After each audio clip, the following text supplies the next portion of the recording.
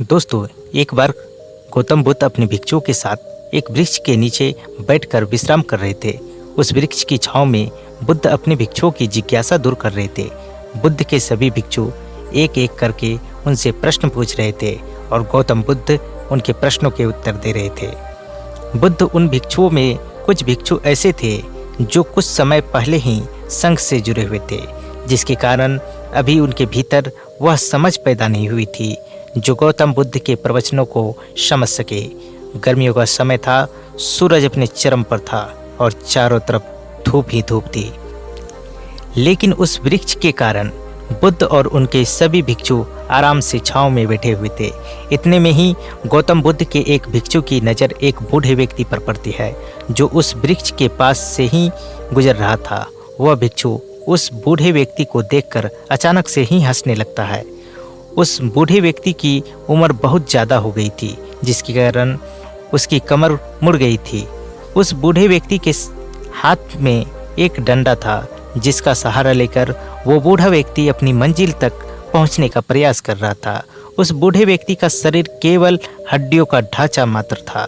अपने भिक्षु को हंसते हुए देख बुद्ध उससे कहते हैं कि मेरे प्रिय भिक्षुओं, कृपया करके मत हंसो, क्योंकि जिस व्यक्ति को देखकर तुम अभी हंस रहे हो वो कोई साधारण व्यक्ति नहीं है, बल्कि वह व्यक्ति इसी क्षण तुम्हारे जीवन को रूपांतरित करने की क्षमता रखता है। जो आज तक मैं तुम्हें नहीं सिखा पाया, वह यह बूढ़ा व्यक्ति तुम्हें सिखा रहा है। इसके द्वारा दी गई सीख को बेकार न। बुद्ध की ये बात सुनकर वह भिक्षु बुद्ध से कहता है कि मुझे क्षमा करे बुद्ध, पर मुझ में समझ नहीं आ रहा है कि जो एक बूढ़ा व्यक्ति जो खुद अपने शरीर और अपनी बीमारियों से लाचार है, भला वो मुझे क्या सिखा सकता है। फिर बुद्ध उस भिक्षु से कहते हैं कि ये बूढ़ा व्यक्ति तुम्हें तुम्हारा भविष्य दिखा रहा है।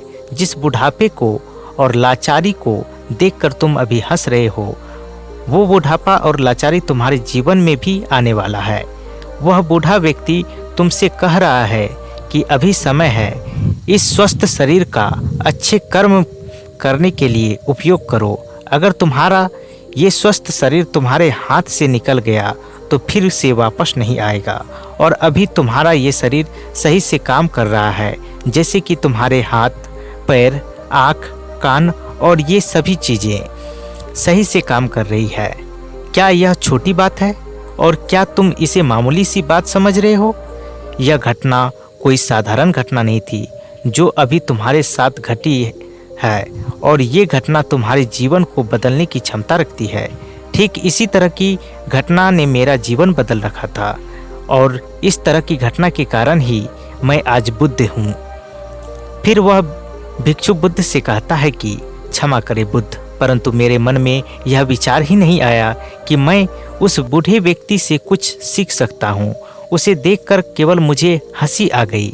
ऐसा इसलिए हुआ क्योंकि तुम्हें अपने भीतर कहीं ना कहीं लगता है कि जिस स्थिति में आज वो बूढ़ा व्यक्ति है, उस स्थिति में तुम कभी नहीं जाओगे। जिस बुढ़ापे का और लाचारी का सामना आज वो बूढ़ा व्यक्ति कर रहा है, तुम्हें लगता है कि उसका सामना तुम कभी नहीं करोगे, इसलिए तुम उस बूढ़े व्यक्ति को देखकर हंस पाए। तुमने सच्चाई को नज़रअंदाज कर दिया। अगर तुम सच्चाई को देख लेते तो चाहकर भी अपने आँखों से आंसुओं को नहीं रोक पाते, परंतु तुमने सत्य को अनदेखा कर दिया और तुम बहुत बड़ी संभावना से चूक गए। बुद्ध की ये बात सुन वो भिक्षु बुद्ध से क्षमा मांगता है और ये निश्चय करता है कि वह अपने स्वास्थ्य का उपयोग अपने अहंकार बढ़ाने में नहीं, बल्कि परम सत्य को पाने में करेगा। दोस्तों, जो लोग इस कहानी को देख रहे हैं या सुन रहे हैं, हो सकता है कि आप बड़ी से बड़ी समस्याओं में हो, या हो सकता है कि आप परेशानियों में हो, लेकिन फिर भी एक बात को हमेशा ध्यान में रखना कि जब तक आपका स्वास्थ्य ठीक है, तब तक आप किसी भी बड़ी से बड़ी समस्याओं से बाहर आ सकते हैं। दोस्तों, इसलिए बुद्ध ने कहा है कि हमारा स्वास्थ्य हमारा सबसे बड़ा उपहार है जो हमें इस सृष्टि से मिला हुआ है, इसलिए इसका उपयोग सही से करें।